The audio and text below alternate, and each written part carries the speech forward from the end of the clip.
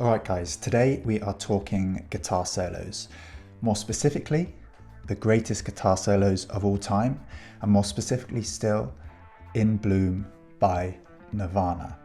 Now wait, I can already hear you saying, Luke, what are you talking about? InBloom by Nirvana might not even be the best Nirvana solo, let alone one of the best solos of all time. Well, in this video, my job is to try and convince you otherwise. I've got 3 key reasons why I think InBloom by Nirvana is one of the most amazing solos ever, and I want to run you through it. I just realized I made an editing mistake. I've accidentally put the best reason last, so make sure you watch to the end to catch that. Okay, reason number 1. It doesn't get carried away with itself. It's short, it's simple, and it lasts about 25 seconds. And this is what I love about Nirvana. All the band members are there to try and serve the song. They're not there to show off and try and make themselves look as good as possible. And honestly, this is a discipline that is really hard to master, but it's so important when it comes to songwriting and crafting your songs and producing your songs. And it's so much more important than a long, rambling solo, because honestly, when you do a long solo that does lots of virtuoso guitar shredding, lasts 5 minutes long, 10 minutes long, that's great, but it's great for you. It's not great for your audience. Reason number 2, the composition is really unique. When I was researching this song, I saw a quote from Dave Grohl on Cobain's solo abilities, and he says, "He makes them sound like they're falling apart, but somehow it works."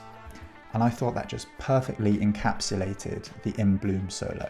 The nasty bends at the beginning sound like he's breaking the guitar, but then it finds a kind of cool kind of riff, and then it finds a cool melodic climb, and then it's back to some discordant bends. It's just really interesting and really unique. It's something that you don't hear very often, particularly in a song that has such a well-crafted melody in its chorus.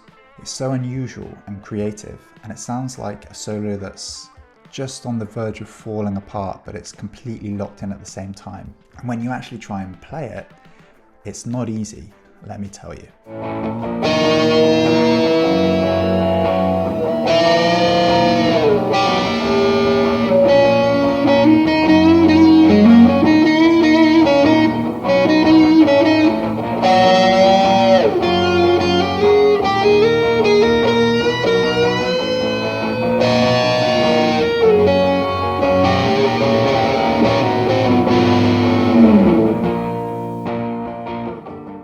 Finally, the best and my favorite reason, it's perfectly in keeping with the tone of the song.